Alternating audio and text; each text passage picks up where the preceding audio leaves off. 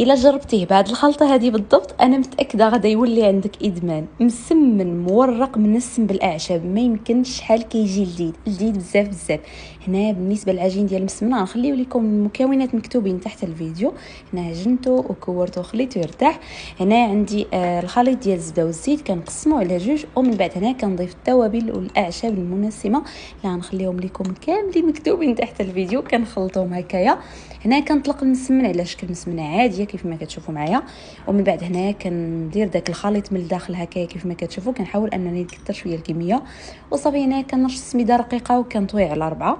كنعاود نخليه يرتاح 5 دقائق. عاد كندوز نطيبو في مقله على نار مهيله بزاف بزاف.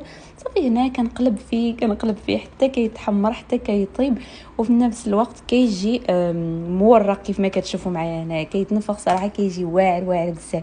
هنا بالنسبه للمكونات كاملين غنخليهم لكم اسفل الفيديو ان شاء الله. بالصحه والراحه. ما تنساو لايكاتكم وتعليقاتكم الجميله، ونتلاقاو فيديو اخر ان شاء الله.